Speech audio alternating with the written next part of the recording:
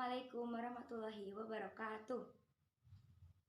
Para pangjejer sareng pamilon anu kusim kuring dipika hormat, langkung supaya hayu urang panjatkeun puji sinareng syukur kehadirat Allah Subhanahu wa taala anu parantos maparin nikmat ka urang sadayana. Teu hilap shalawat sinareng salam urang curahkeun ka baginda anu mulia nyaeta Nabi Muhammad sallallahu alaihi wasallam, ka kulawargina, sahabatna, sareng ka urang salaku umatna. Amin ya rabbal alamin. Tepangkeun masta abdi salmahurin soseri sim kuring ngagempanceun janten panumbu catur teu hilap ngaturkeun nuhun ka para pangjejer sareng pamilon anu parantos kerca hadir dina ieu kumpulan kanggo medar sareng ngadiskusikeun ngeunaan acara paturai tineng. Kukituna supados henteu nyangkolong kana waktos, hayu urang buka ieu sawala ku asan basmalah. Bismillahirrahmanirrahim. Sata acan nicak kana acara anu salajengna supados henteu disaha-saha sim kuring seja nepangkeun para pangjejer anu bade ngadugikeun kamandangana. Pangjejer anu kahijinya eta Ibu Yelija anu asalna ti Majalengka Kulon nu mangrupikeun guru bahasa Sunda. Wilujeng enjing Ibu hatur nuhun kana kasempinganana. Pangjejer anu kadua nyaeta Bapak Eja Suteja anu asalna ti Majalengka Kulon nu mangrupikeun guru matematika peminatan. Wilujeng enjing Bapak hatur nuhun kana kasempinganana.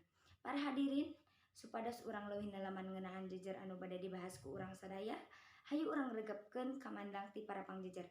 Sumangga ka Ibu Yelija kanggo ngadugikeun kamandangana. Hatur nuhun ka Ibu Yelija anu atos ngadugikeun kamandangana. Acara paturai tineng di sakola penting pisan pikeun sadaya pihak. Nanging perlu diguratkeun acara pamitan pikeun murid di sakola bakal langkung bermakna kalayan musyawarah sareng kerjasama anu sae sanes kusabab biaya anu ageng anu ditanggung ngeunaan acara eta. Kumargi kitu hayu urang ngrajengkeun wae ieu sawala. Anu salajengna ka Bapak Eja Suteja dihaturnan kanggo ngadugikeun kamandangana. Hatur nuhun ka Bapak Eja Suteja anu atos ngadugikeun kamandangana. Sakola pikeun ngemutan kasehatan sadaya anu bakal kalebet dina acara perpisahan nyata murid, guru, pendidik, sareng meureun kolot atau wali salaku anu diulem. Pandemi Covid-19 masih ngancam kahirupan, utamana ku muncul varian anyar. Gampang pikeun ngendalikeun murid pikeun nuhunkeun protokol kesehatan. Nanging kanyataanna benten. Murid anu rumaja tiasa milarian celecek kusabab ngalanggar prokes. Sapertos ngobrol sareng rerencangan tanpa jaga jarak atanapi henteu nganggo masker.